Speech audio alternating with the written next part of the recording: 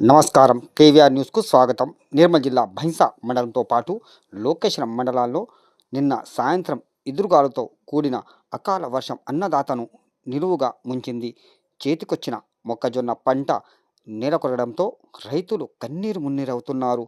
గాలివాన విధ్వంసానికి మొక్కజొన్న పంట నేలకొరిగింది. పెట్టుబడి కూడా వచ్చేలా లేదని రైతులు ఆవేదన వ్యక్తం చేస్తున్నారు. రైతులు మాట్లాడుతూ తమకు ప్రభుత్వం ఆదుకోవాలని, దెబ్బతిన్న పంటను నష్టపరిహారం చెల్లించాలని ప్రభుత్వాన్ని కోరుతున్నారు.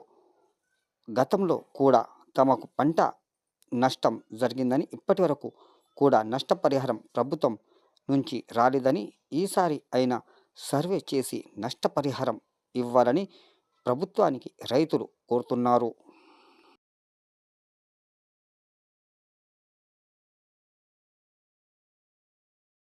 నా పేరు శివ సార్. మేది మక్క మొత్తం నిన్న పడ్డ సాయంత్రం పడ్డ వర్షంకు గాలికి మొత్తం మక్క అంతా నేలపాలైపోయింది.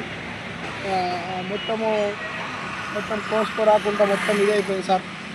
మాకు ప్రభుత్వం ఏదో విధంగా ఆదుకోవాలని మేము చెప్తున్నాం సార్. అప్పుడు కూడా మాది కినాలు వెంబడే ఉంటుంది సార్, 6 ఎకరాలు.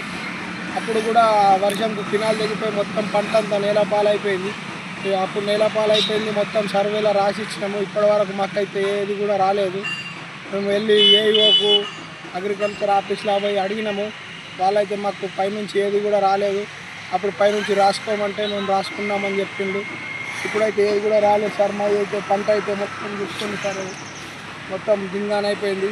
ఈరోజు రాత్రి కూడా పందులు వచ్చి పడితే మాకైతే ఏం బి లేదు సార్, మొత్తం దింగాన్ చేసి పడేస్తాయి. అప్పుడు పంట నష్టపరిహారం వస్తుంది అనుకున్నాము, ఏం కూడా రాలేదు, సోయలు లేదు. అయితే కూడా ట్రాక్టర్లకు అవిడికి మొత్తం బాకీ చేసి దుకాణాలకి నుంచి తెచ్చుకున్నాము.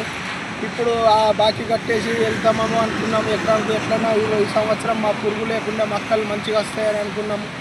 ఎకరానికి 30-40 కుంటలు అయితే వెళ్తాయి అనుకున్నాము. ఈ నిన్నటి వర్షంకి అయితే అది కోసి గోదాలకు కూడా వేస్తే తినేటట్లు లేవు సార్. మొత్తం బురద అయిపోయింది.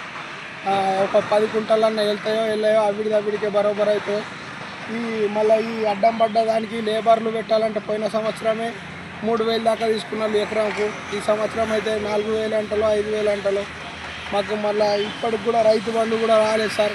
యాసంగిది రైతు బంధు వస్తుంది అనుకున్నాం కానీ ఆ రైతు బంధు కూడా రాలేదు. ఆ రైతు బంధు రాకపోయే కానీ మాకు ఈ చేసుకున్న కష్టంది అన్న పైసలు కొంచెం ప్రభుత్వం కట్టిస్తే మాకేమన్నా రైతులకేమో ఎక్కడికించి ఏం వచ్చేది ఉండదు సార్. ఆదుకుంటే ప్రభుత్వమే, లేకపోతే ఏం బి లేదు.